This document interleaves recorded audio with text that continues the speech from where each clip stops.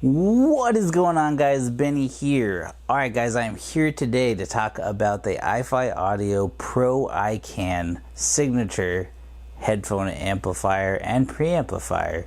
Let's get into it after the intro.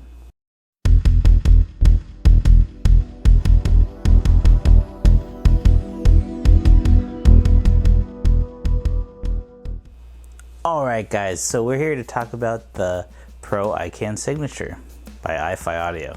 So with that, I'm just gonna kind of go into my likes, couple features, and some of my dislikes. Not so much that they're fully bad, but they could be bad.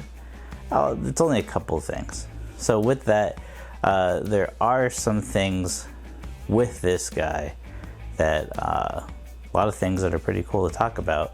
But when it comes to the specs, I kind of went over some of them in the overview in my last video. I'll put that up here. But with that, I will throw the spec sheet up here so you guys can read it yourselves. And then we'll kind of highlight some of the things that I think are really cool about it. So here you go. Throw it up.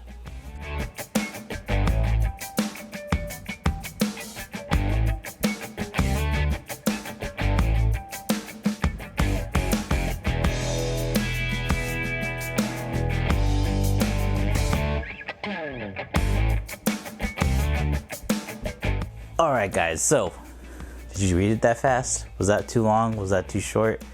Put it down in the comments below, and be sure to hit that like button if you guys like my content, and subscribe if you can. That'd be great.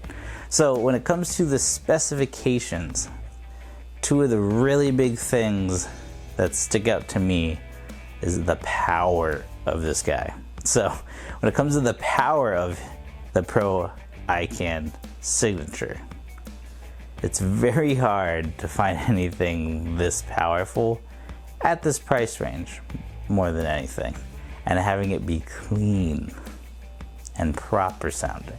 So when it comes to the Pro iCan signature, at 16 ohms out of the balanced output into balanced headphones, this guy puts out 14,000 milliwatts. Okay, that sounds like way too much, right? It's actually 14 watts. It's still too much. So with that, this thing will be able to power anything you throw at it, any headphone at all. I doubt you'll ever find any headphone that this thing can't drive. So even pulling out of the regular single-ended on any of the outputs, it's still 4,800 milliwatts or 4.8 watts. That's not enough apparently for some people, but for me it's definitely enough. And when it comes to that, I don't know what you could throw at it, because anything in single-ended, if you have balanced headphones, go balanced. If you have like in-ear monitors that aren't balanced, you could pull it out of the single-ended and you're perfectly fine. Okay, so the one thing about this amp that probably makes me the happiest is, in terms of the cost, it is a little bit pricey. It's $2,400. But that $2,400, let's say you do the whole spend once, cry once type of mentality, right?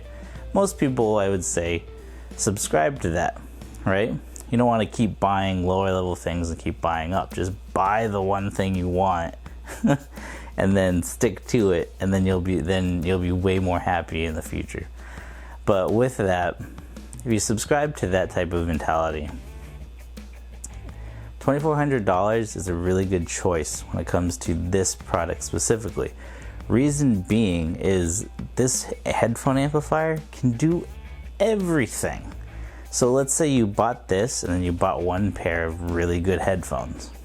It's almost in the same price range, $1,200, $1,300 on some really good headphones. Well, this headphone amplifier can make it sound like anything, because it has that ability. Because two of the features that most iFi products have are X bass and 3D holographic filtering. So what do those two things do? We've kind of gone over it in the past on a couple of the other reviews that I did, such as the Zendak and things like that, but I'll go over them one more time. So with the X-Bass, basically what it does is it has a specific hertz range on each level of it. So it's basically a low pass filter. So what it does is, like, let's say it's at 40 hertz. It'll boost anything from 40 hertz and lower, nothing higher. So it doesn't, and I noticed this since it's analog, I don't know how they make it analog. It's kind of way over my head, but definitely when it comes to that it's analog, it does not cut off any other frequencies above whatever you set it at. So when it comes to that, it's a great thing to do, especially like with this, it's kind of meant to, since it's a preamplifier, it can make your headphones sound similar to speakers. If something's more mastered for speakers than it is for headphones, which does happen quite often, you can change it to sound like that. Or if you only have headphones, you can make it sound like other headphones, because then you also have the 3D holographic filtering. So with that, what it does is it'll narrow and widen the soundstage, as well as deepen and shallow the soundstage as well.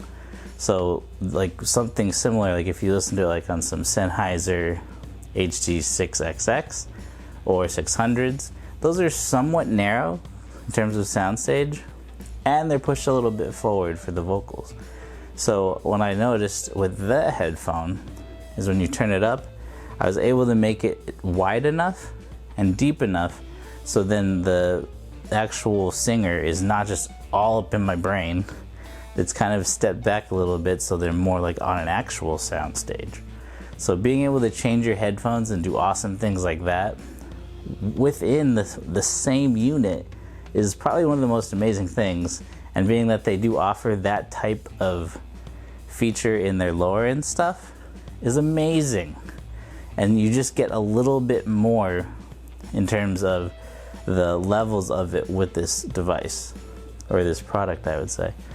So another thing that this thing offers that's really awesome, reminds me of a couple other things in the past that I reviewed. Shit Audio, Mjolnir 2. If you guys want to go see that, I'll put it up here. But with that, it does have tubes inside of it. Give or take, they're littler tubes, but nonetheless, they're tubes. So when it comes to this guy, you can have it be in solid state, tube, and tube plus.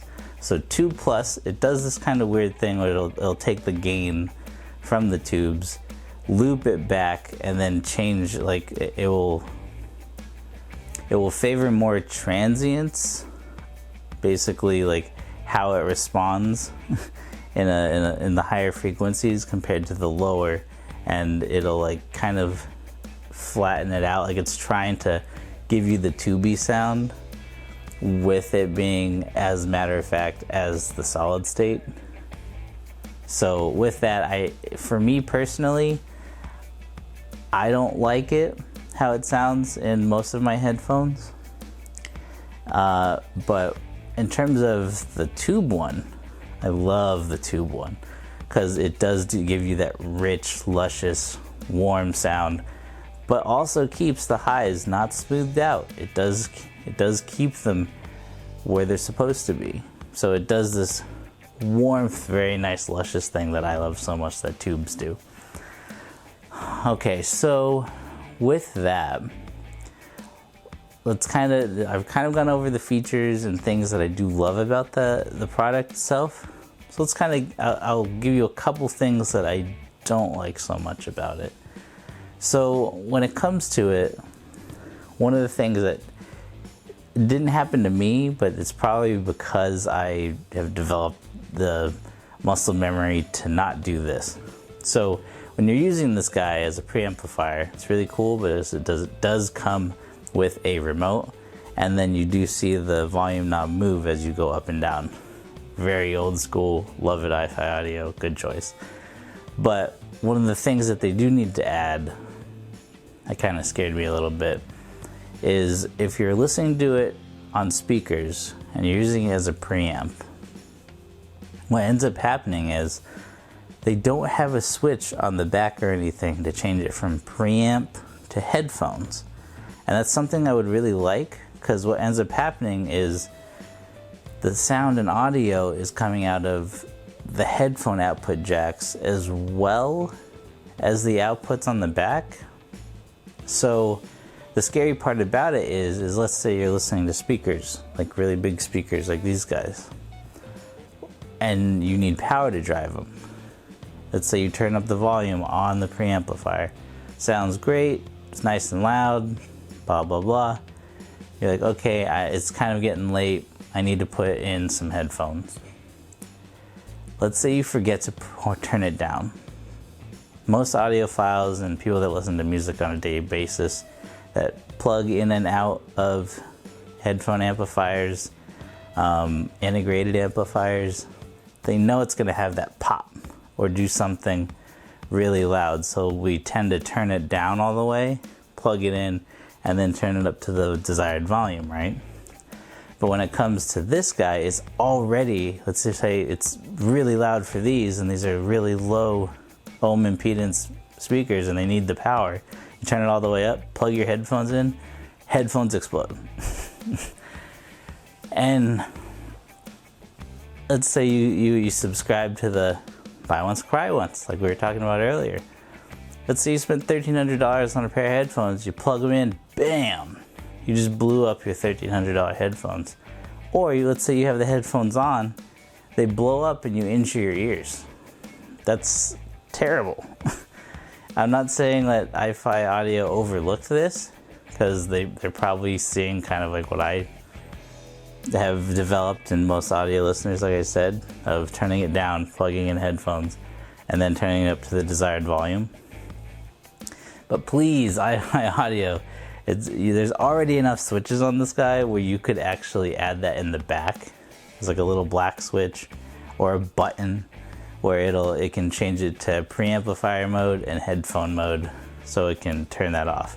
I understand the desire in terms of less moving things for something like that, like a contact on the inside, like it could cause a audio discrepancy or quality issues, stuff like that. But that is something I would like to see added in your next reiteration of this iFi.